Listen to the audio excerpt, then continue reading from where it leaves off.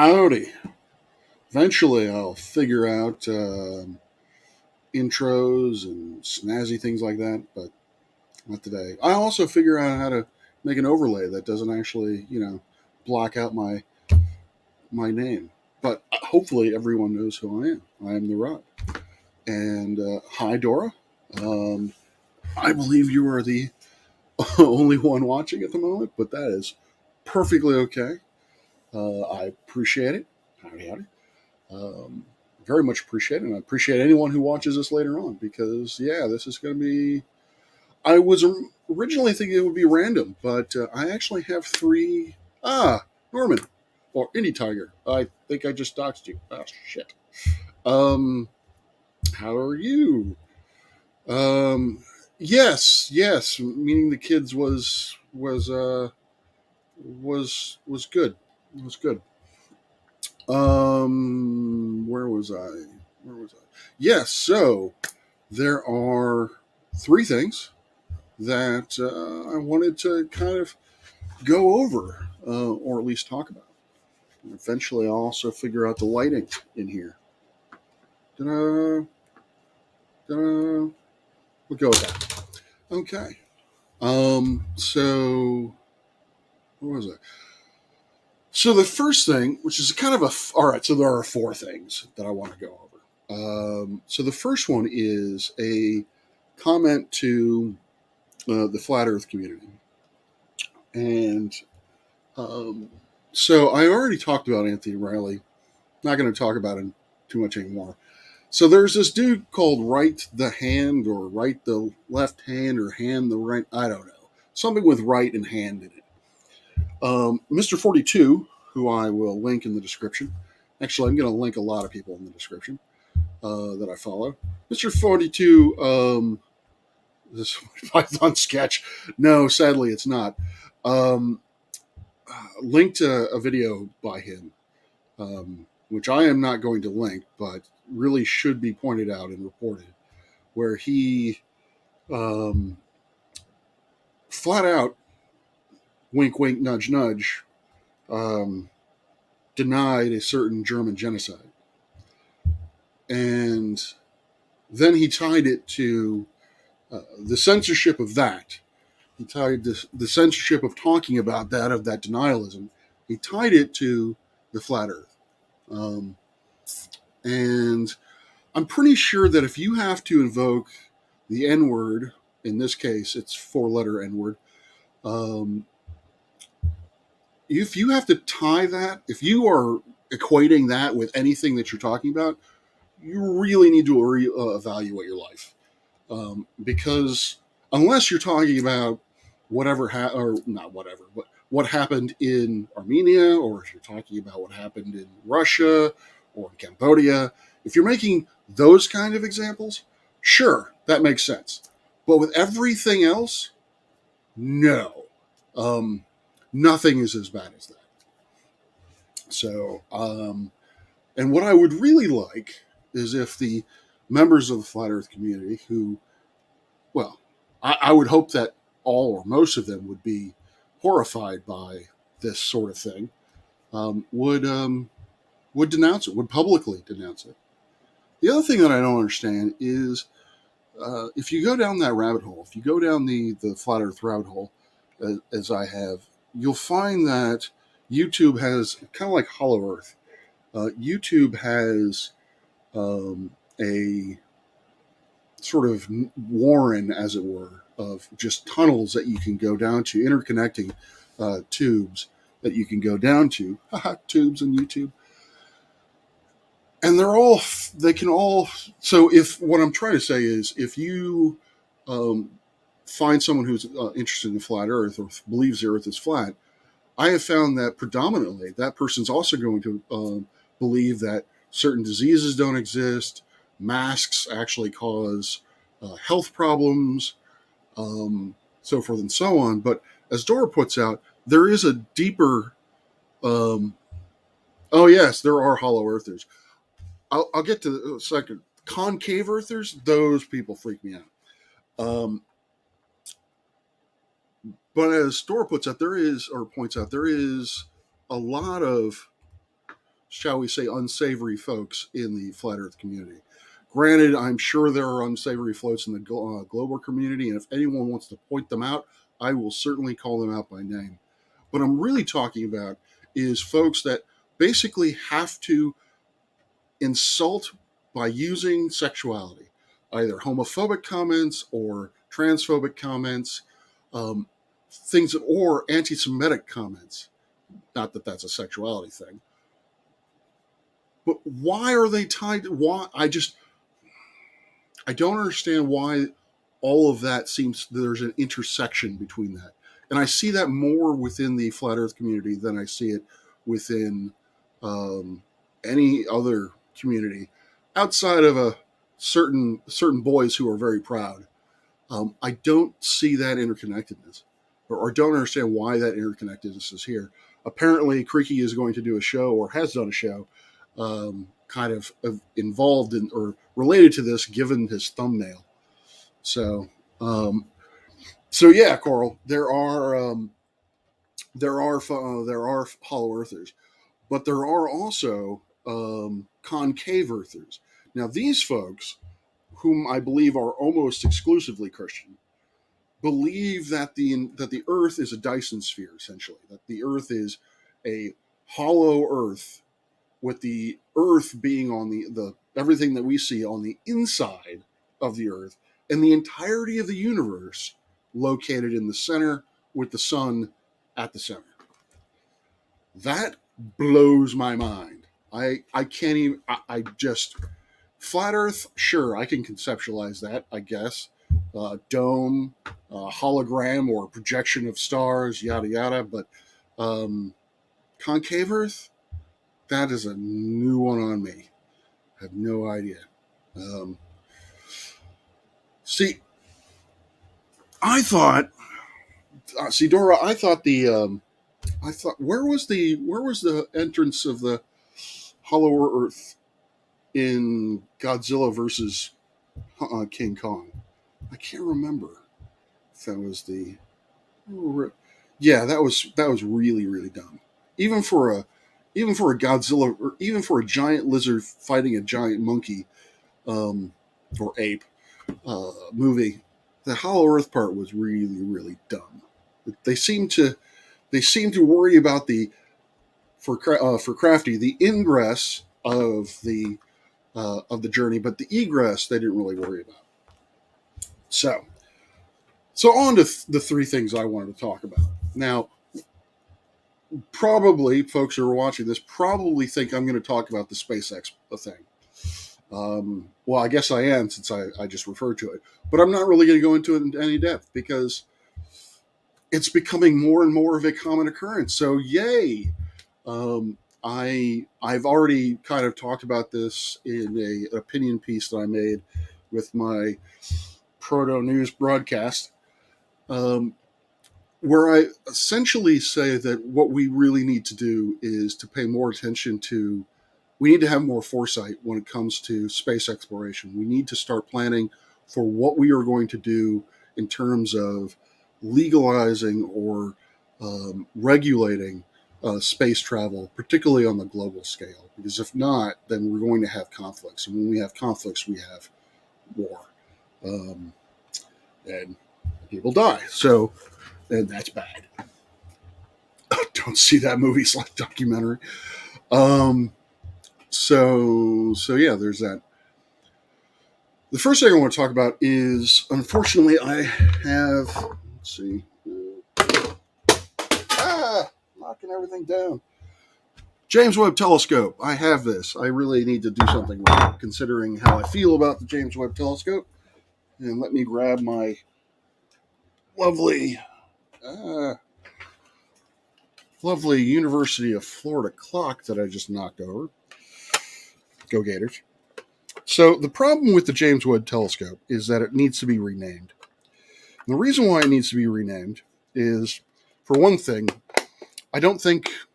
Yes, he was the administrator during the. Oh, it's broken. He was the administrator during the Apollo program, and not.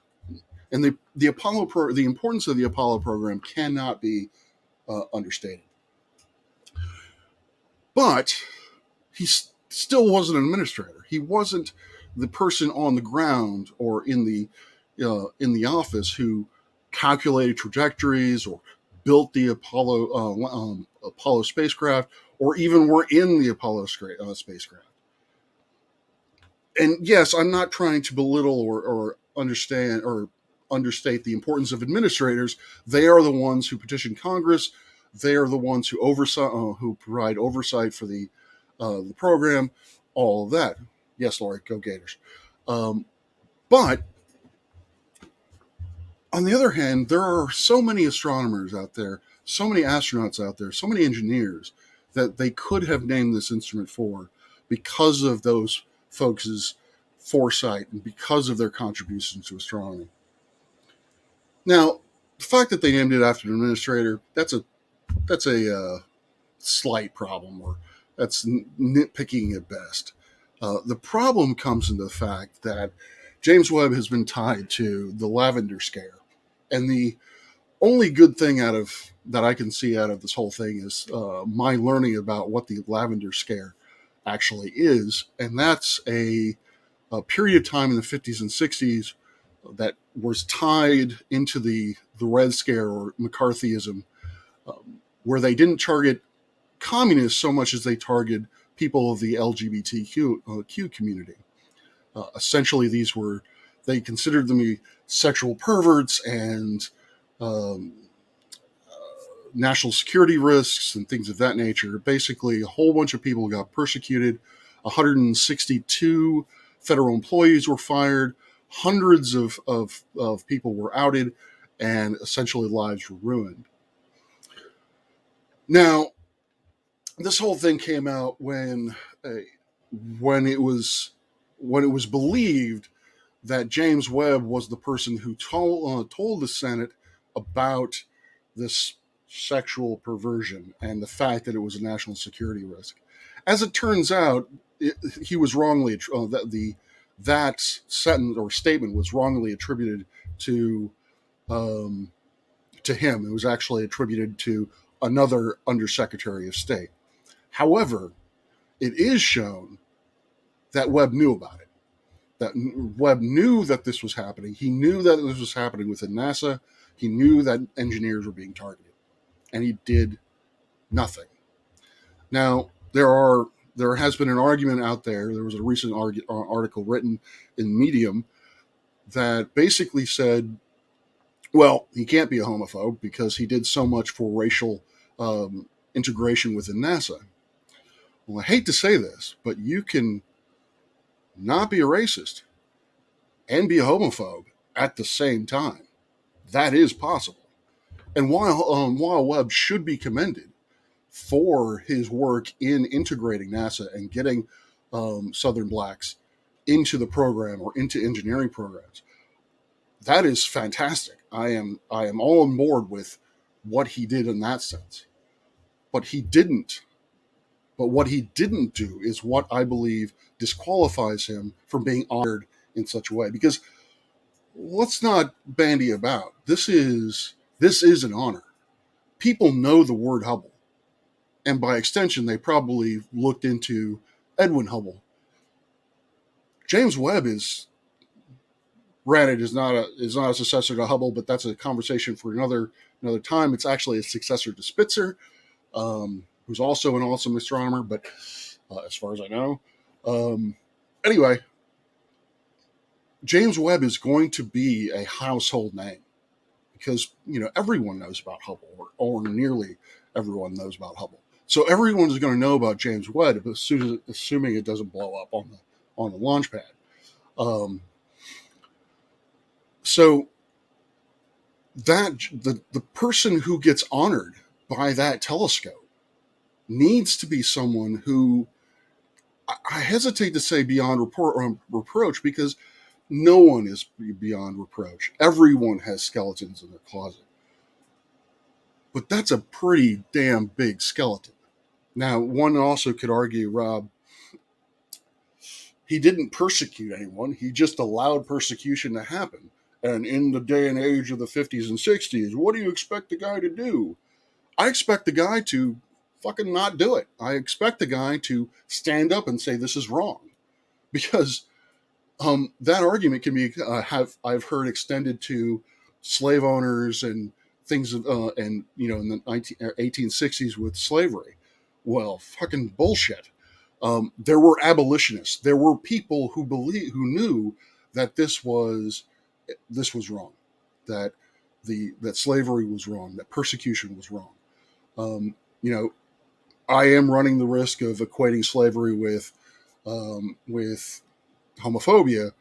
Those are two very drastically different things. But the key concept that I want to get across is that just because it is the way of the times is no excuse for not stepping up and doing something about injustice or persecution. There were slave owners who released who freed their slaves, who gave up ownership of them. Granted, most of them did it on their deathbed, which is so courageous. But at least they did it. At least that was something known to do.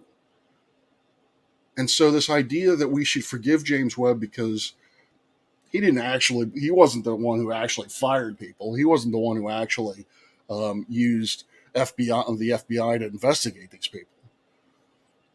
But he knew it was happening, and he did nothing. So, yeah, no, I don't. I believe that the Space Telescope should be renamed for someone who is worthy of having such an honor.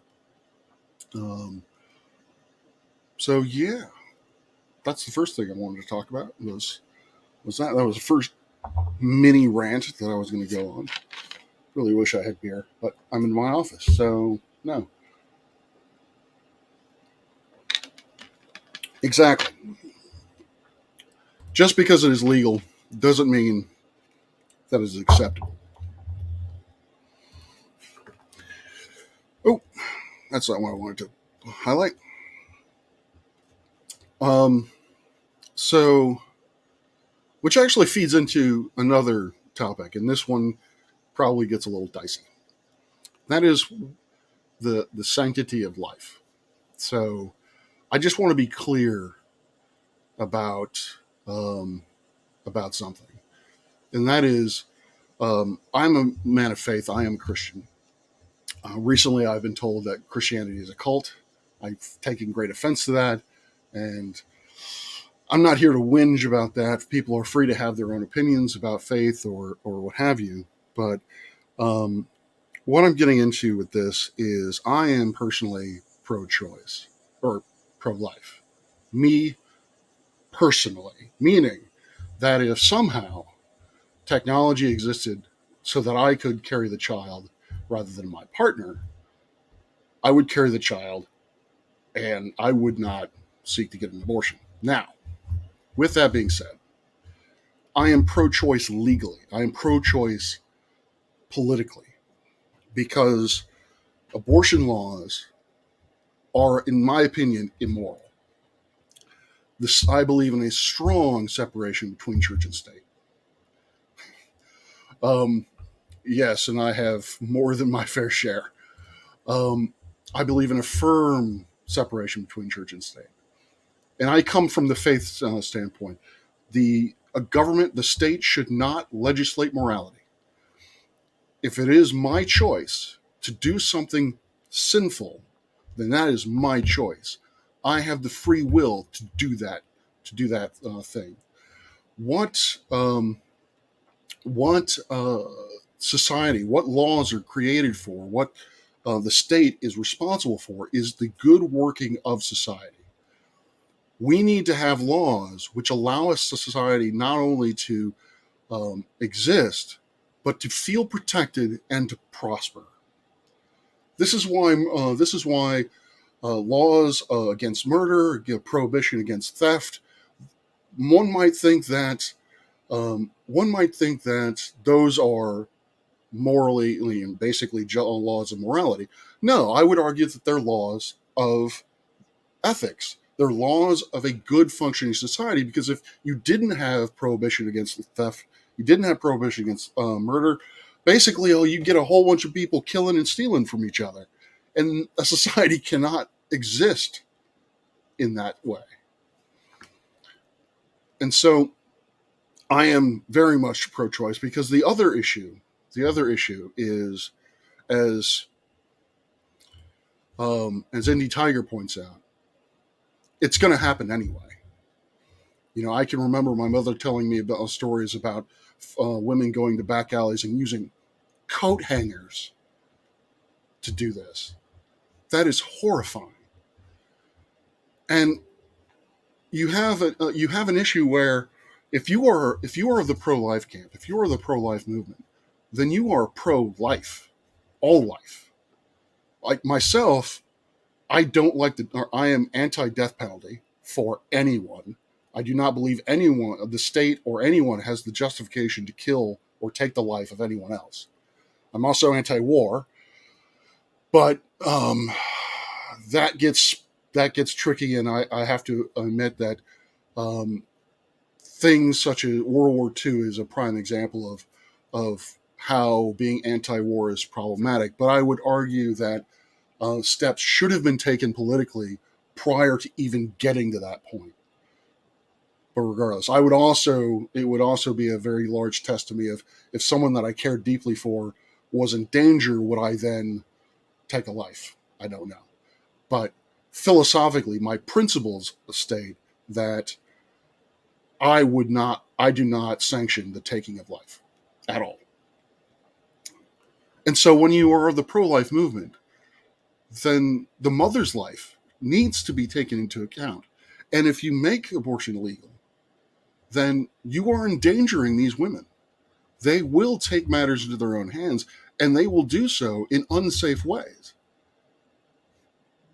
What Christians should be doing is advocating, is I hate to use the word evangelizing, but we should be lovingly talking to these people. And more than that, we need to reform the adoption system.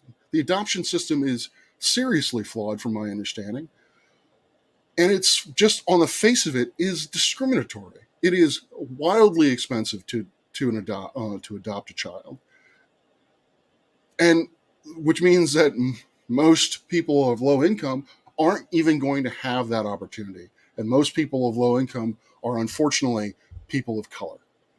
So right off the bat, adoption is racially discriminatory, and that cannot stand. As the foster care system, from my understanding, is horribly broken and full of abuses. One of the issues being, there are not enough people um, there's not enough oversight. There's not enough people to make sure that these children are actually cared for, rather than stockpiled in order to get money from the government in order to theoretically care for them. So if you're pro-life, you should be advocating for adoption reform. You should be advocating for foster care reform. You should also be advocating for free health care for mothers, because I know I've spoken with women. Granted, this is anecdotal, but I've spoken with a few women who are pregnant, or were thinking about getting pregnant, thinking about the implications of being pregnant at that time in their lives. And one of the issues they brought up was, they can't afford it. They can't afford even if they were willing to give up the child at the end, um, they literally cannot afford a prenatal care, the pregnancy, and then the postnatal care, if they decided to go that route. That is unconscionable. Again, if we are of the pro-life movement, we need to be pro-life. We need to be advocates for the mother and anything that she needs. I also believe that mothers should be allowed counseling, free psychological counseling, during pregnancy and afterward, because you have tremendous amounts of postpartum depression. You need to have these women taken care of. And right now, it's pro unborn. What I see from the pro-life movement is they don't give a shit about the woman. They are hosts for all they care. And they certainly don't care about the children afterward, because if that were the case, we would be, the foster care system wouldn't be screwed. Tusk, yes, I believe that there should be free healthcare. I believe healthcare is a right. Now, how the U.S. goes about that, I don't quite know. People go to talk about single payer. I honestly, um, I honestly don't know enough. My concern is of course funding. I'm because military funding is monolithic. Basically, there is no way that we can. Apparently, there is no way that we can possibly cut military funding. That money has to come from somewhere, and so I'm afraid either it will have to be it'll be taken away from other social services, or there will be an undue tax onto a burdensome tax on the low income. So um, I agree. I fully agree, Tusk. But my worry is that by having free health or accessible health care, you create another problem somewhere else. Now, single payer may in fact be the be the solution, because well, it works everywhere else that they've tried it. But our system of economy in this country is flawed, shall we say? We put far too much emphasis on far too much emphasis on our military and our peacekeeping, as opposed to um, healthcare services and mental. Well, I guess mental health also happens to be in there. So, what else did I want to say? Oh yes, to those. This is directly to those who believe that if you make having abortion legal, that women will just kill off their children willy nilly. To them, I say, fuck off. We cannot possibly understand what is going through psychologically, what is going through a woman's mind when she has to make that choice.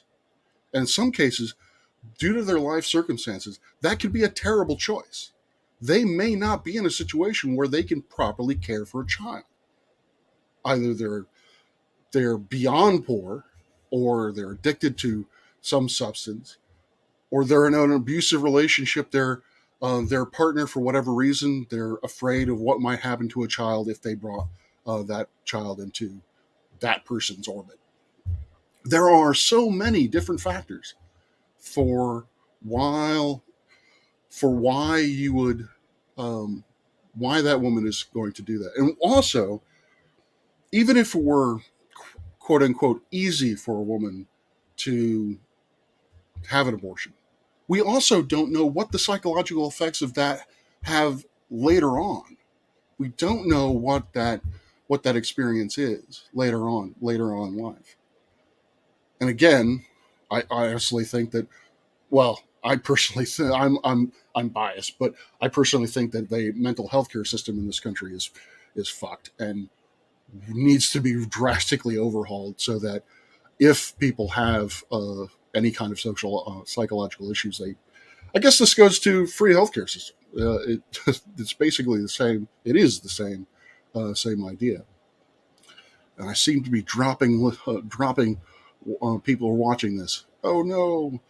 Um, I hope. Well, I guess maybe I should have had a trigger warning, because I am talking about the A word and things of that nature. It's what's happening in Texas, just and across the South, is reprehensible to me.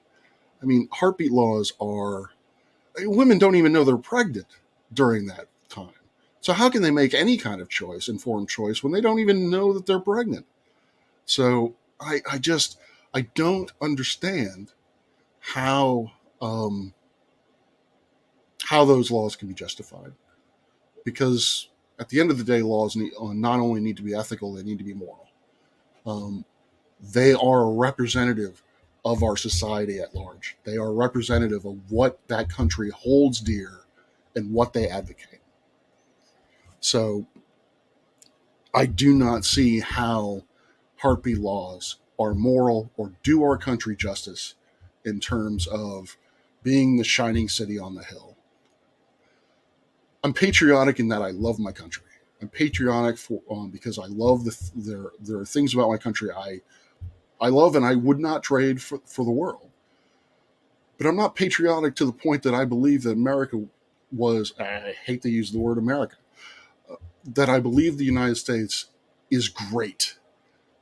Nor do I believe it was ever great. And I keep, and apparently now I'm only have one person watching.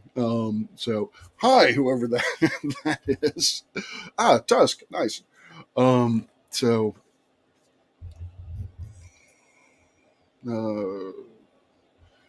only need to see statistics of countries with. I hope I. Oh, okay. All right, 2 people came back. Woo! Um, oh, yes. Thank you, Tusk. I wanted to. That was another part of that I wanted to discuss was sexual education. Um, abstinence is abstinence isn't sex education. Abstinence is sex ignorance. Ignorance. That's not telling people about sex. That is by definition. That is by definition. Oh, it keeps dropping out. That's odd. That is by definition not addressing sex. People need now the question of when that happens. I don't know. I'm not a parent. I don't deal with children on daily basis. I leave that to folks who are more informed. But it does need to happen. Minors are going to have sex. It's just the sun is going to rise. Water is wet. Minors are going to have sex. That's just the fact of life. And they need to be informed as to what that is, what the consequences of doing so are. So if and again, ignoring that, putting your head in the sand and not recognizing that these minors, I hesitate to call them children, but these minors are engaging in sexual activity. That's just blatant ignorance. That's just ignoring the problem and hoping goes away. Because again, you are forcing your own beliefs onto someone else. And I am a firm believer in free will. I'm a firm believer in folks doing what they believe is best within their own interests and then learning from those experiences. And then the community at large must be loving to be able to cradle those people if they are harmed in any way by their own actions. They should not be persecuted. They should not be punished. They should be cared for, in my opinion. Now, it might seem like a softie in there. What about criminals and stuff like that? That's an entirely different argument or a different conversation. I still believe that, even if you incarcerate people, even if you have to incarcerate people, you should do so ethically. You should do so in a loving manner, which gets to the prison system, which, like I said, is a completely different topic. Oh, good. The tubes. So yeah, there's that. Which gets me to, speaking of treating people ethically and people lovingly. Let's go to my old alma mater.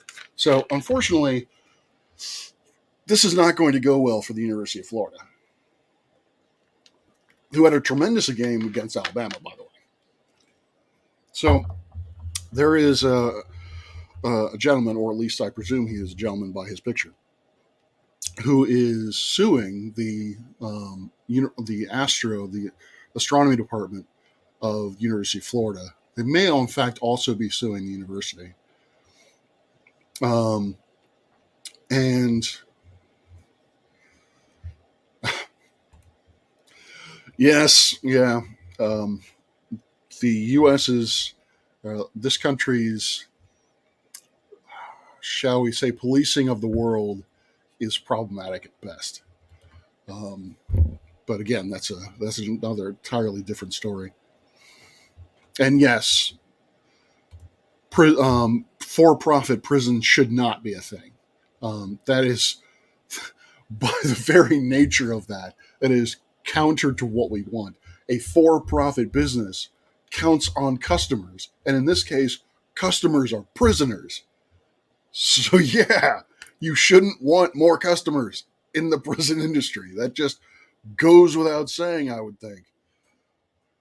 But anyway, so there's this gentleman who's suing the University of Florida astronomy department, and suing and I believe suing the university as well, because his advisor was, pardon my language, but a prick with ears, was abusive, was mentally abusive in the sense that he made racial slurs to some other students. Apparently, he might have, this is allegedly, made unwanted sexual overtures, but the fact of the matter is he made the student's life, again, allegedly, I guess I'll put that in there for legal purposes, allegedly made this student's life fucking miserable. Uh,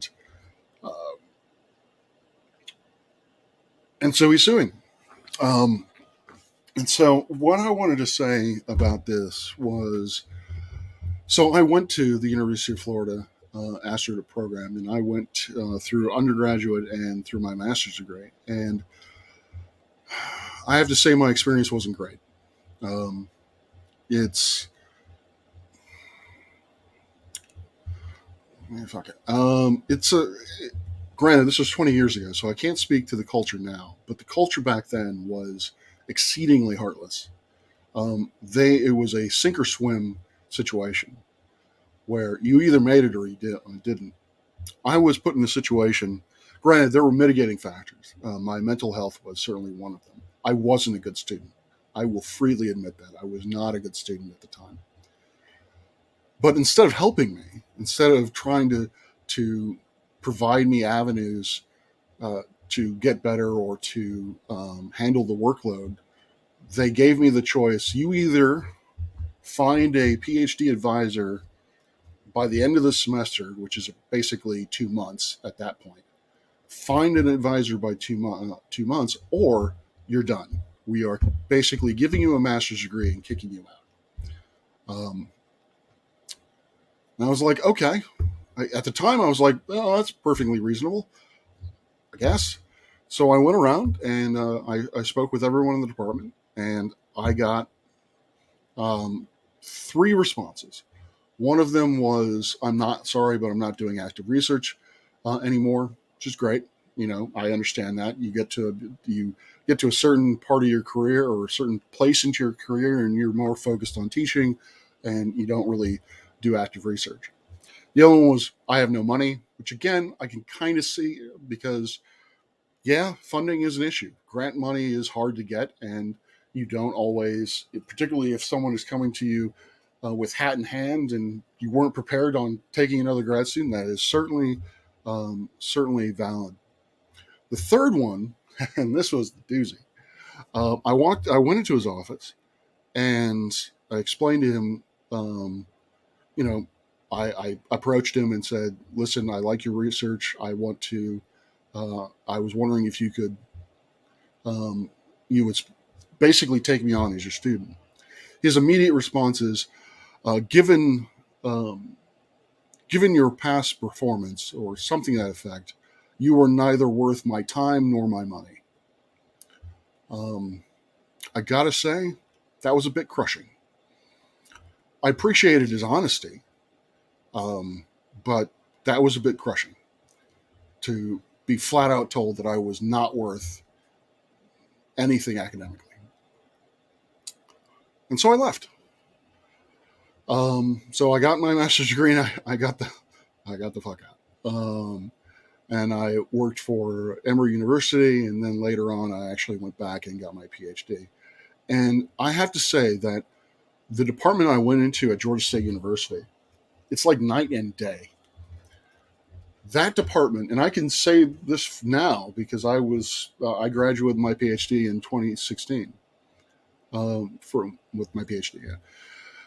And so I can't imagine the culture's changed in what, 6 years or so. It is. I I broke during my time at GSU. I had to be hospitalized because the stress of grad school, which I cannot understate. It is stressful. It is a harrowing experience for a lot of people. That experience is climate, regardless, even in the best of climates. It's not a decision to be taken lightly. So like I said, I had to be hospitalized during that time. My department was supportive. They were there for me at every single turn. My advisor, Dr. Russell White, fantastic man. He was a fantastic advisor, both scientifically and personally. Um, yes, actually, it took me 8. I didn't. I didn't realize you had a PhD, Tusk, Doctor Tusk. Wow. All right. Okay. I just keep learning more and more things about you. But it took me 8. It took me 8 because essentially 2 things happened. One, I had to take off a semester um, due to the hospitalization, and I had to take a semester off because my mother developed dementia, and I had to move her from Tampa to Atlanta, where I lived. So, okay. Here it's what is it called? I don't even know what it's called. It's called something else. It is a doctorate of law, but it's not referred to as a PhD. It's referred to something else as something else. But I didn't know you were a lawyer. Um, yeah, and so you know, there was one of my professors who was like, are you going to graduate soon? And so yeah, at the end I was even their patience was drawing a little thin. Um, so this next part is really uh, for anyone. This part of the stream is really for anyone who is thinking about um, going to grad school and doing and having that experience. If you have the option, now some folks don't have the option. They're basically their life experience is such that they are kind of limited in which universities they can go to. Um, because of work or what have you. But if you have the option, if um, you Dora, you are in the right place. You don't need to be feeling out of place. But um, if you, what was I going to say?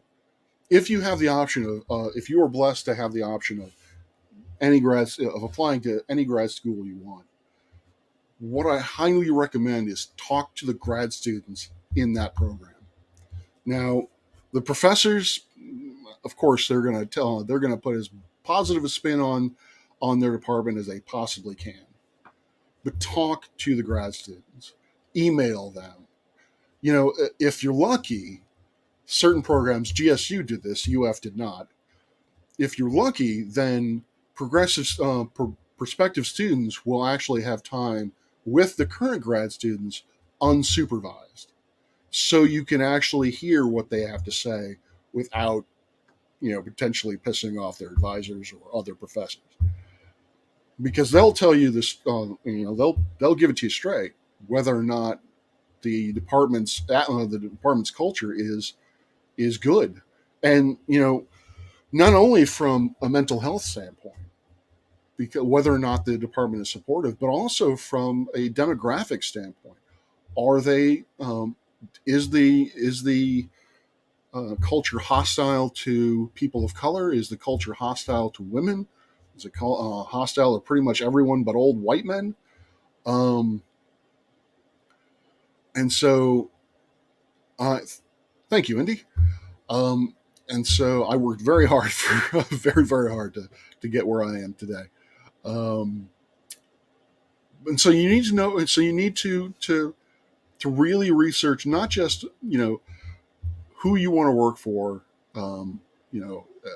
how much is it going to cost you to go there, because it's going to cost you.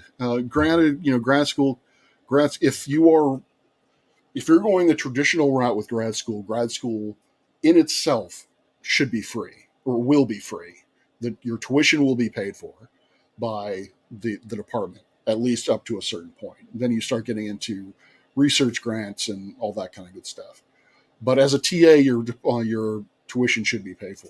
Your fees won't be, and depending on where you're going, your fees are redonkulous.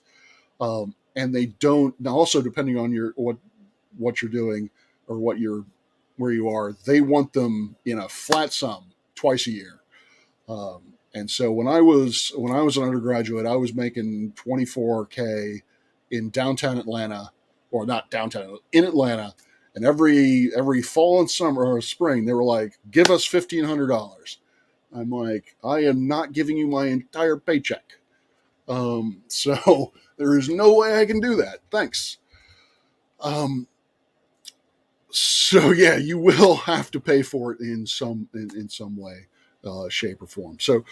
So you research the advisor, you research the cost of living and all that. But really, the major factor that I would advise is looking into the culture of the department. Is the culture supportive to your needs, be that from a mental health standpoint or from a demographic standpoint? Because, like I said, grad school is hard.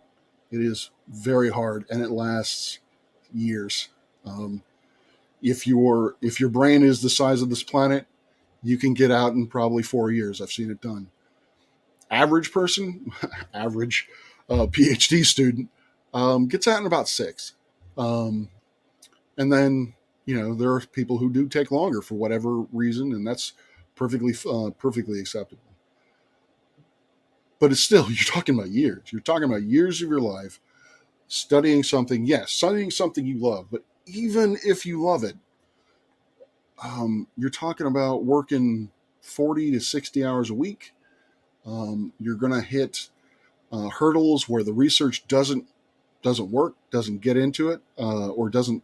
I've beat my head up against that wall, primarily the programming wall, where I just basically took a sledgehammer to my code and beat it until it was in submission. And so you're going to run into those. You're going to run into those problems, and you're not going to want to keep going. You're going to want to quit at some point. You will want to quit at some point. You will look at the job registry and be like, "What can I do with a master's?" And that's perfectly valid. That's and if you feel that you want to do that, if you feel that you want to leave with a master's and pursue your career somewhere else, do it. Just, if you can get a good career, if you can get a good job somewhere else that'll make you happy, I can do it. But if this is really your passion, if this is what you want to do, your department should be there to support you in doing it. I know of friends of mine who have been in that crisis. They've been in that situation where they don't think they can make it. Imposter syndrome. If you go through grad school and you don't have imposter syndrome, I'm fairly convinced either you're lying or you're trying to sell something. Everyone has some level of imposter syndrome. Everyone, and maybe I'm projecting, but I gotta think that my experience was not unique in any way whatsoever from what I've heard from friends of mine. All of you are going to have this feeling of, I don't belong here. These people are way smarter than me. And eventually you're going to figure out, I'm dumb as a post, and I can't hack it. Or I can't hack it for whatever reason. I'm not emotionally stable to do so. You're going to have that imposter syndrome.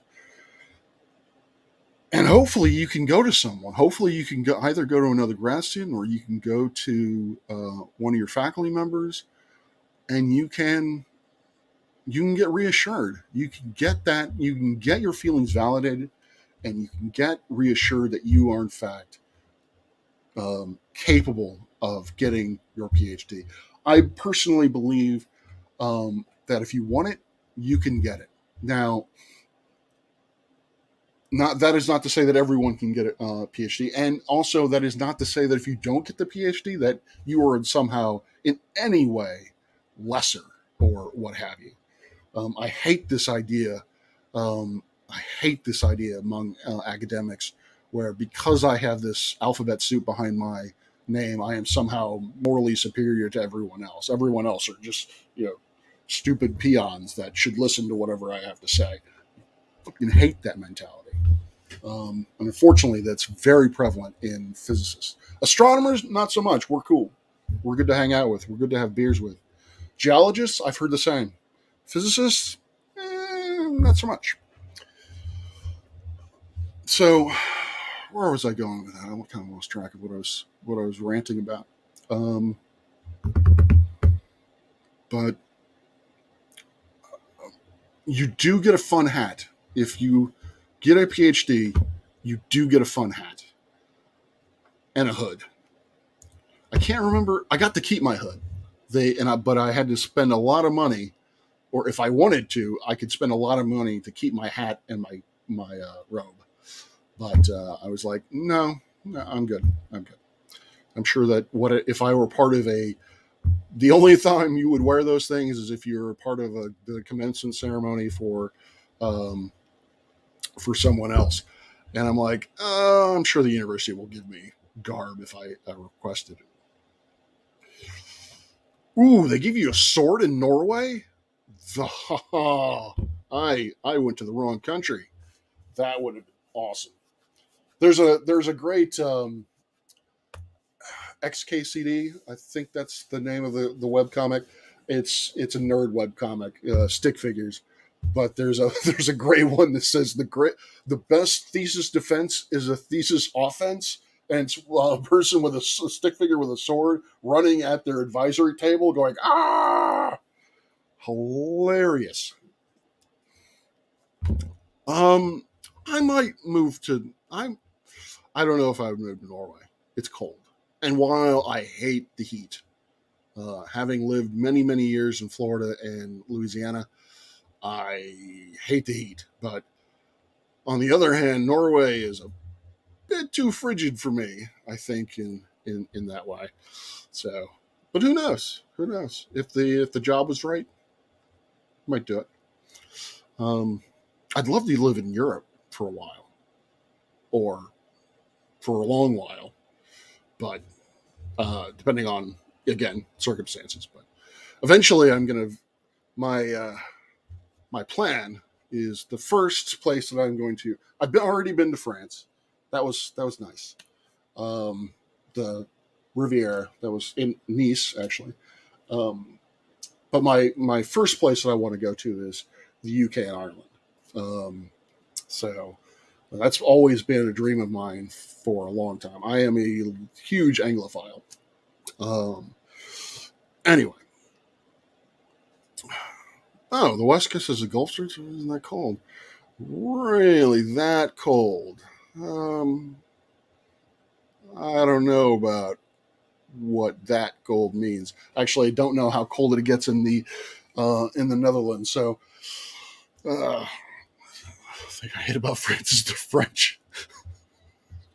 Yeah, I can understand that too. I was in Nice, and I'm fairly certain it's city ordinance that you have to be attractive to live there. It was weird. It was very strange. And of course, when I went to France, the first thing I ate, Big Mac, because I'm like, I don't speak the language. Oddly enough, I can get by reading French if it's in an astronomical journal. But speaking French, understanding French when spoken to me, no. So I'm like, I just got off a really long flight. I am starving. What translates in every language? Big Mac. There you go. Um, so I went and had a Big Mac, and it was really weird because all of the people working at McDonald's were attractive white people. I'm like, this is not what I'm used to. Um, what is that, Tusk? ABBA? You want to play ABBA for us? I can give you a link if Dulcimer wants to come on and sing us some Dancing Queen. I can definitely do that. See, one Big Mac, if you please. I think that's what that means. All right. I'm pretty sure that's what that translates to. Um, but where was I going with that? So yeah, um, folks going into grad school, I would, um, yeah, definitely investigate the culture because there are lots of stories like this particular individual where they suffered tremendous abuse at the hands of their faculty advisor and did not get help from pretty much anyone else in the department, particularly their department chair. Um, Allegedly, granted, I have to say that I don't know the full story. I don't know, um, and I I hope I don't get myself in trouble. Um, I don't know the full story. I don't know UF's side of the story, but I've read his on Twitter, and if it's half of what he's saying is true, then it's unacceptable. Um, Average temperature in the summer is 57 to 65. I can do that. What's the average temperature in winter? That's the that's kind of the that's where I'm wondering. Um, but even if half the what this person's story is true, then um, I wish them luck in what their the fact that they got their PhD is just incredible. Um, but there are other stories of people that didn't quite get that level of abuse, and so yeah, just check out the culture and make sure that you see it. I'm going to assume that is -45 to -55 and not -4,555, which I don't believe is possible in Celsius or actually in Fahrenheit either. Um, Bolivian Alliance for America, Bolivarian Alliance for America. What is ABA? Yeah, see, that's what I'm talking about. I don't know. Norway, I'm sure, is freezing in the winter. I mean, obviously, it depends on where you are in Norway. Norway is a very long country, or at least that's what I'm assuming. I can never tell with projection maps, but it looks like a long country. It looks like, if you're in the south of Norway, things might be pretty chill. But if you're in the north part of Norway, that might be redonkulous. Um, when you actually see reindeer, I think when you get to the point where you're seeing reindeer, you know you've gone too far north. When Santa might be around the corner, you've gone too far north. That's my take on it.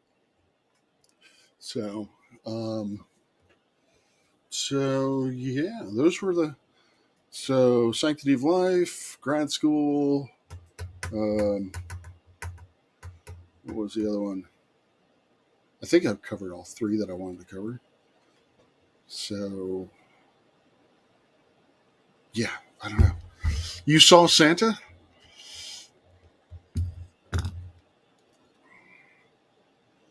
See, I knew it was I knew it was far lower. I knew -4,000 was not possible. Uh,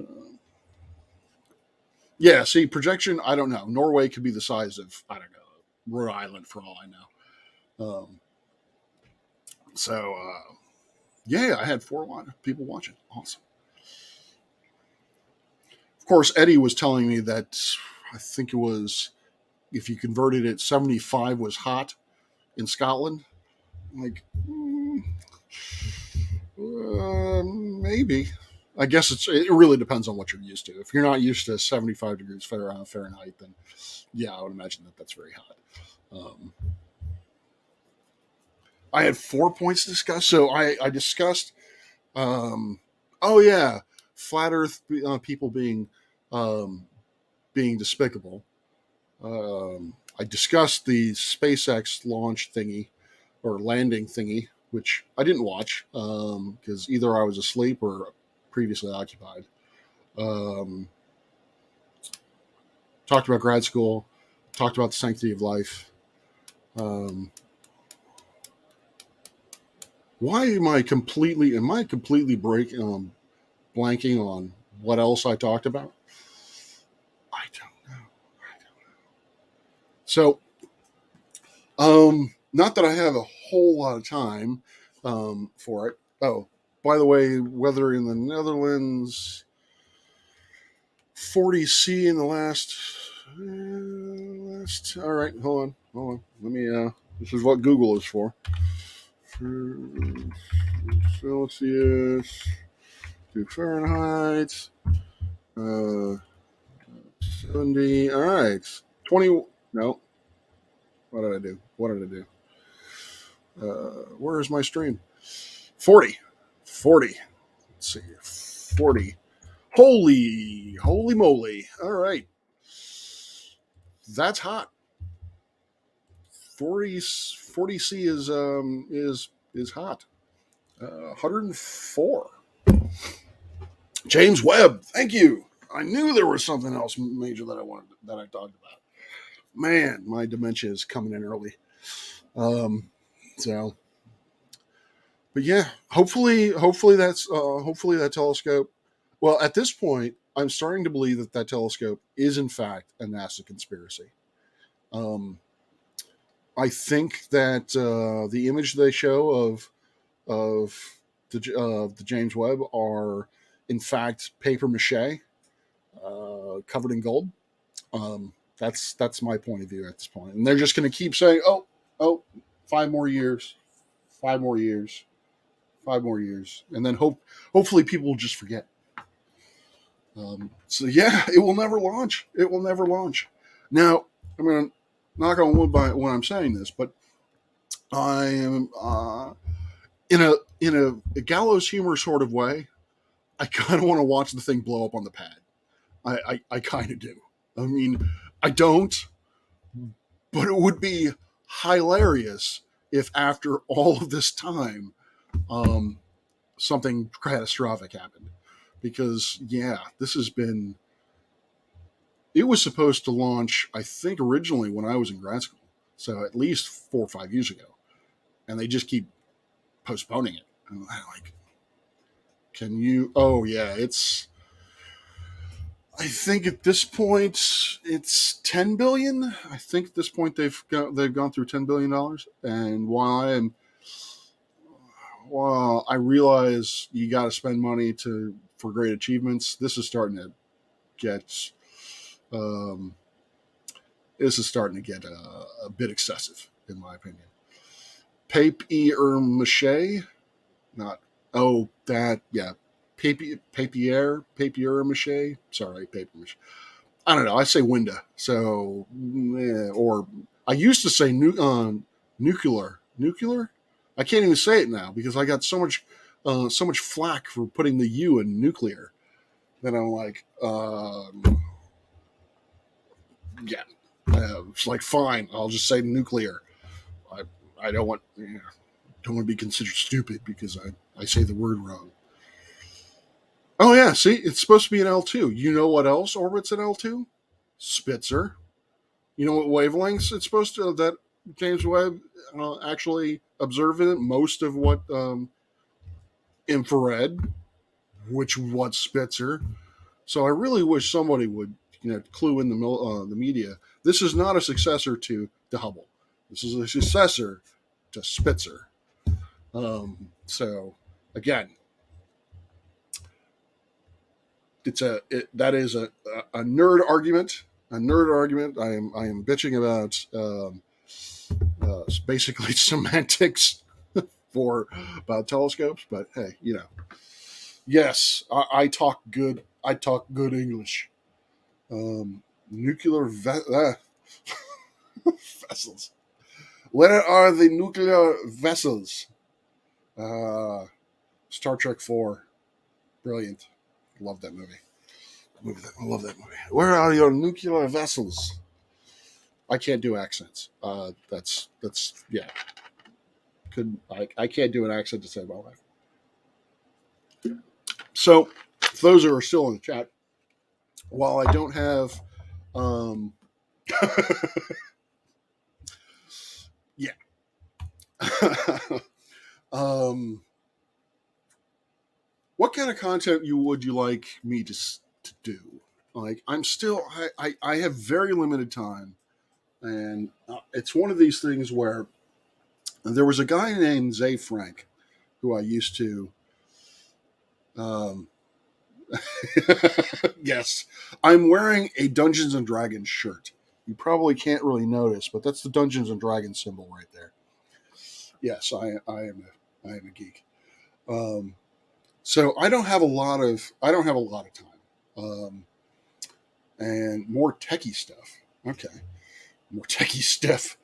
Um, and so there was a guy named Zay Frank who did this wonderful experiment back when YouTube was in its early days.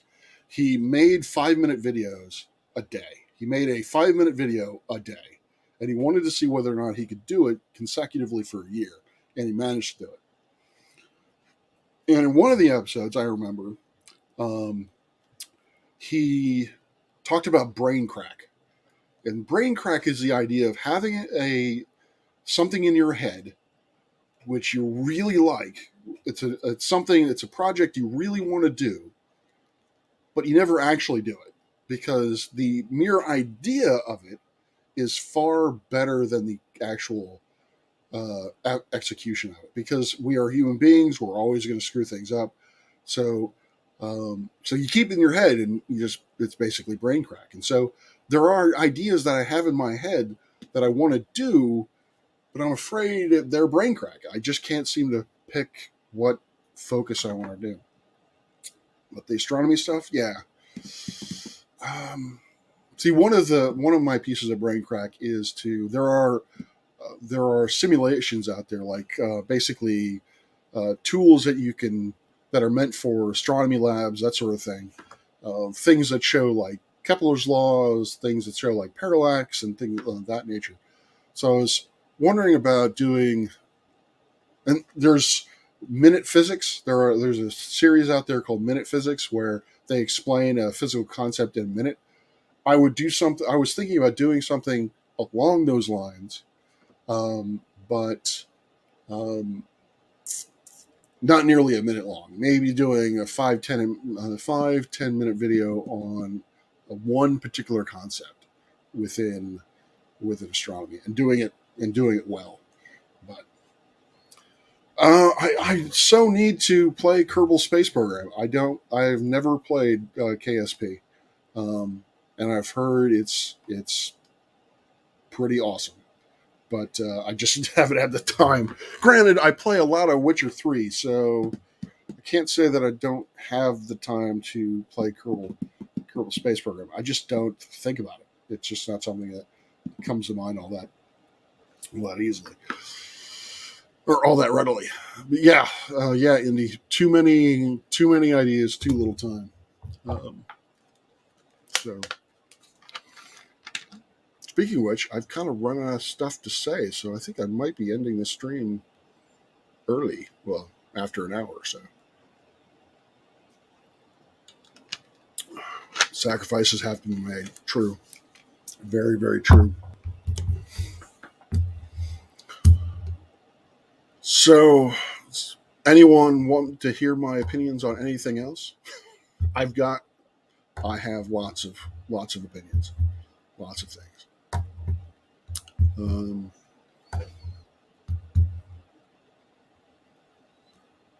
Okay, what I said was sound.